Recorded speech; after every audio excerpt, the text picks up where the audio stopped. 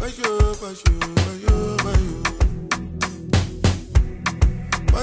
everyone, this is Tintseh and this is my come up story.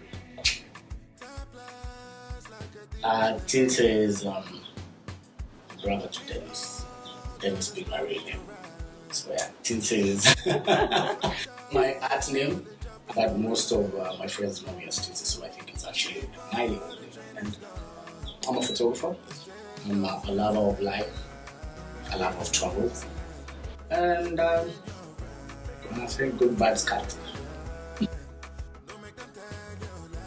I was scared of dogs until I was 27. Yes. Yeah, like I would come to your place to shoot and I tell you lock your dog. Like I was chased by a chihuahua. I think that's what traumatized me most. From you see Loreto Valley Road, the road after the staircase, the bridge, till almost like the hospital. Honestly, at first it was a scary place where everyone was getting into, but over the couple of months with a lot of self-care and positivity, I feel like it's working for me and not against me, especially in terms of growth and not financially. Financially, it's not working for anyone. Yeah, but in terms of growth as a person and as a creative, I think it's working for me.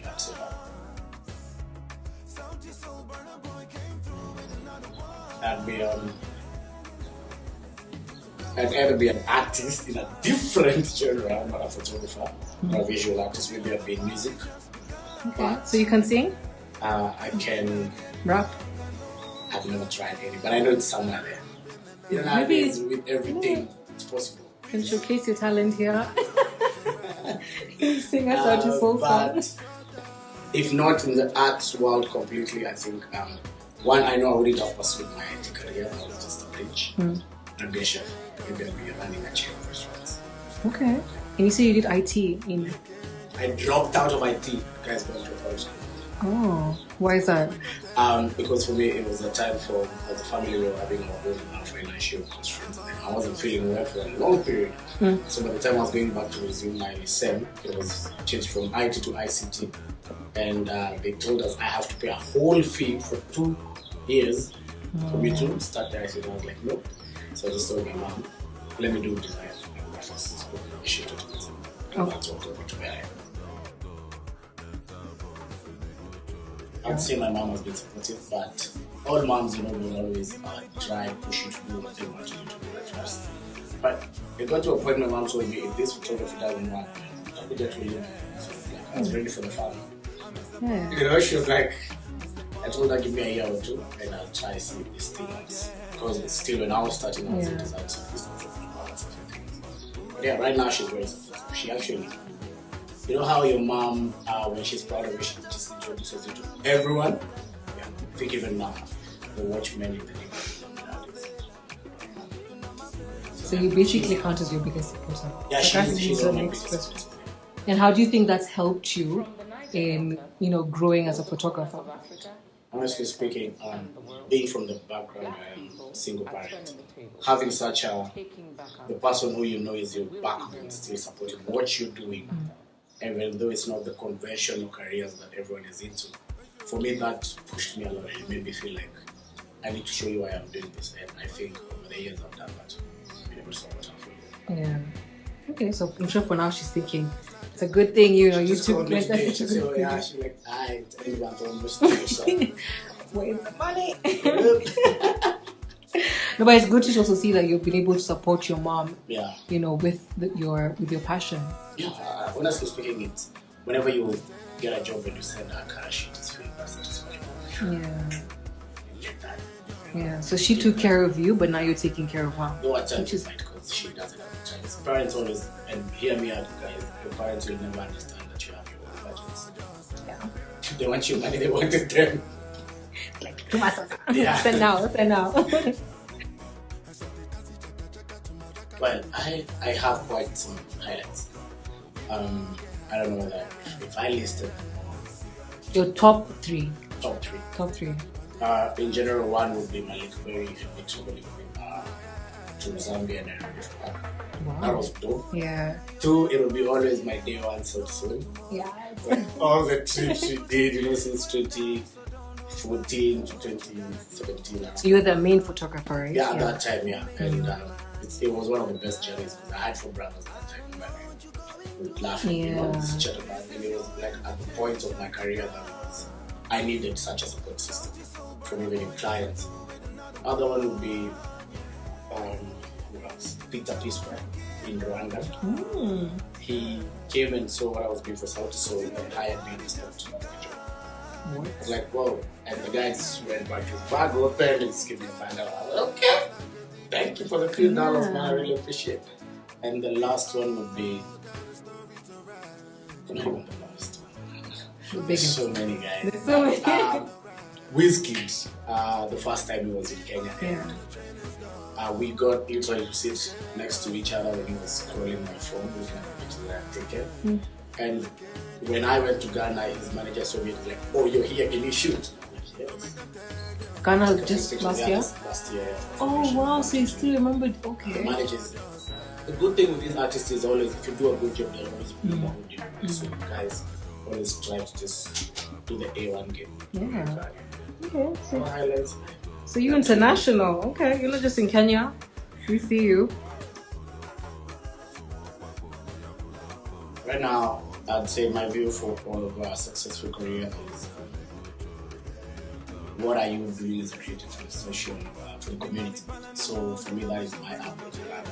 I'm hoping to pick as I still work on the other stuff, but I want that to be my main take back home, why I do everything. And so for me, that's a different kind of growth because initially I was very vocal in entertainment, events, and in events you can't really cover much of social vices and crazes in society. So I feel like we need to portray documentary and street fully.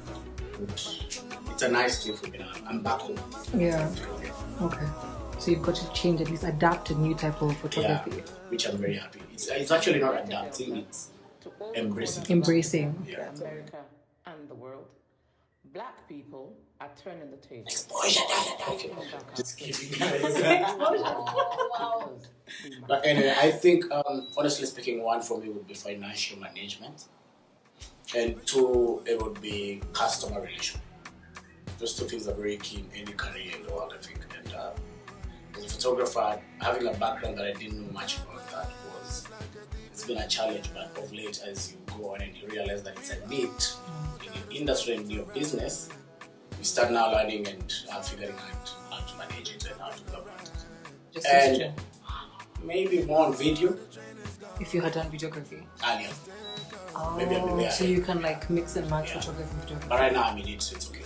Okay, so you've learned also that you've taught yourself videography, right? Okay. One of my biggest challenges always is client and creative respect. Because if you respect what I do, you put a budget to it. And you come into a meeting telling me you don't have a budget, you leaving your desk or me coming to your office when you tell me you don't have a budget, it shows me a lack of seriousness for you to me. And so I'd say if we can change that and value everyone's work is important, everyone's role in this society is important. Without the creatives, there's a lot of things we know that wouldn't happen. Same thing with doctors and lawyers and all that. So treat the industry and the career as a career, not as a hustler's thing, you know. And the reason I'm saying that is I've seen situations where clients will even tell a photographer already, no, you can't eat with the rest of the guys, you have to go sit there. And I'm like, hey, excuse me, you didn't call me first of all, you were the planner. Maybe that guy is even the photographer's cousin, you know? And so it's because of that notion of I can bully the photographer around. So I think that for me is my main challenge, the respect, which if it's there, it will open up a lot of things. Yeah. Actually, that's the whole thing where they say client budget versus client expectation. Yeah, because you give me a whole deck of what you want and then you tell me, for this you don't have a budget, but we're looking to work with you on the next one. No. You said I want to come on the next one. You know? But also, guys, a disclaimer. At times you look at it and you can see the advantage of it. You know, as as a grown-up person, as somebody who knows what they want for themselves, there are opportunities that would come without the budget, but even how they're presented, some purely because of how they're presented, you're like, wow, yes, there's some respect that you have, you telling me that you don't have the budget. But you can't be working for an entire farm and you're telling me you don't have the budget. That's true. So have you have done things for free? I have a lot of things for free, and I still do things for free. So you prefer it if someone tells you from the get-go? Yeah, let's not play games with each other. Yeah. We're all grown-ups here. So let's say, hey, I don't have a budget for this, but I'm looking at this and this and this, and I'll tell you, yes, it works for me or not. Yeah. Not expect you. Not expect you to know. And this happens at times also because of that friendship card. And so at times that's where we also go. Your friends with somebody who's in a farm, so they feel they can cut the systems of the farm, you know, and that's not how it's supposed to be. Is there anything else? Another challenge that you face or that you're seeing? You know, that you're another facing? challenge that I'm seeing honestly would be spaces for creatives to be creatives. You know, like we don't have enough creative hubs, not monetized, that are just left for us to be free. Yeah. To create spaces, including even maybe some sports in town, like, you know, shooting in town is a whole challenge. Yeah. And we understand at times, but I feel like they blow it out of proportion. And you're like, hey, come on. I live here. There's space to grow, you know.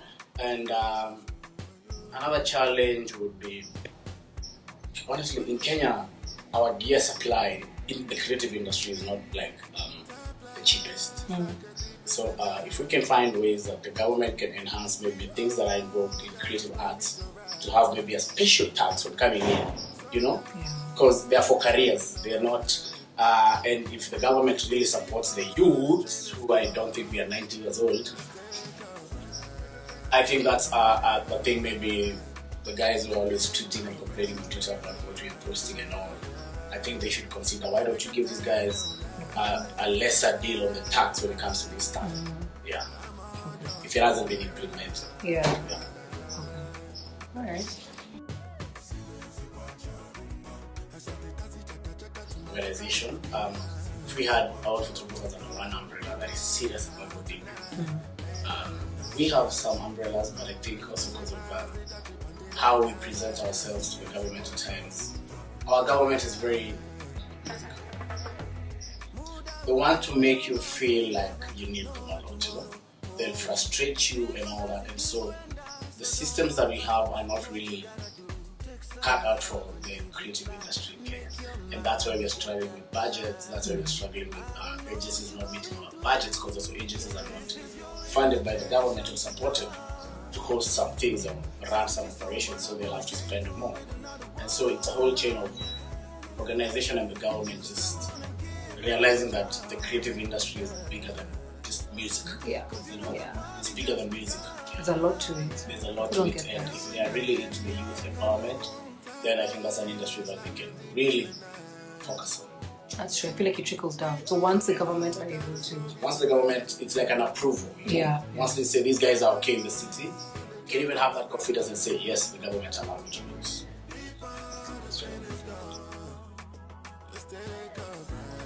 I'm out.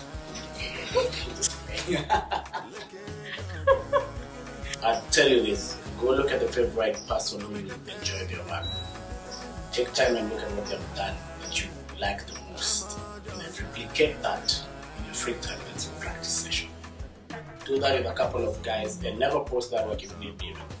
But if you meet that level, you'll know you're doing good. You know, see, like if I go and if I want to play football and I look at a player like Ronaldo and I practice what he does, do his drills and learn a few tricks, then that means I've acquired a certain level of what he does that I can work with, that I can improve from.